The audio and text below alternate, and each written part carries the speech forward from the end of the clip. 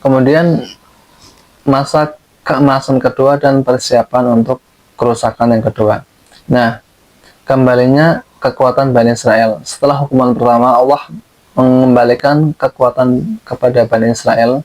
Ibnu Katsir menjelaskan bahwa ini terjadi pada masa kerajaan Hasmonean Makabe setelah mereka berhasil memberontak terhadap kekaisaran Seleucid pada abad kedua sebelum Masehi. Jadi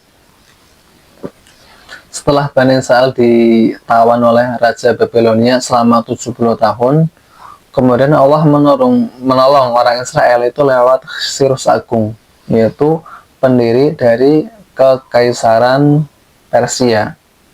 Atau ada yang mengatakan ini adalah Raja Dzulqarnain. Kita nggak tahu yang asli ya. Jadi intinya bangkit Kekaisaran Persia yang dipimpin oleh Cyrus Agung, kemudian menyerang Kekaisaran Babilonia. Dan ketika itu orang-orang Israel yang ditawan di situ dibebaskan, disuruh kembali lagi ke tanah Israel ya, atau Palestina sekarang. Nah, ketika kemudian setelah itu Bani Israel mulai menata kerajaannya kembali, mulai menata kehidupannya kembali, sampai nanti berjaya kembali pada abad kedua sebelum Masehi. Nah, setelah mereka berjaya, kok melakukan penyimpangan lagi. Nah, setelah itu tunggu saja, akan ada hukuman yang kedua. Nah, bentuk-bentuk dukungan Tuhan kepada Bani Israel apa saja? Satu, kemenangan militer atas musuh-musuh mereka. Jadi setelah mereka kembali ke pembuangan Babel, menyusun ulang kerajaannya kembali, kemudian kok perang, menang. Kemudian kelimpahan harta dan kekayaan. Biasanya kalau orang zaman dulu kerajaan-kerajaan berperang itu biasanya ada harta rampasan perang.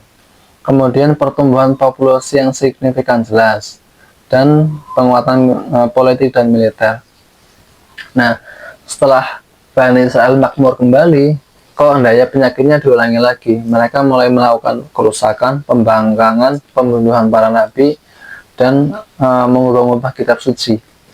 Maka datanglah hukuman yang kedua. Ini dijelaskan pada ayat yang ke-7 sampai ayat yang ke-8.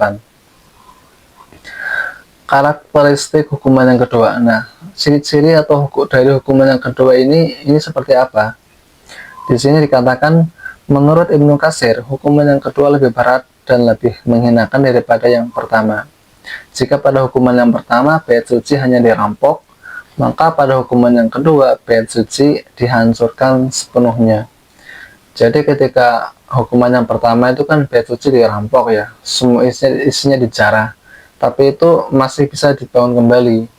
Nah, tapi kalau pada hukuman yang kedua ini lebih parah lagi, karena sudah nggak bisa dibangun lagi sampai sekarang.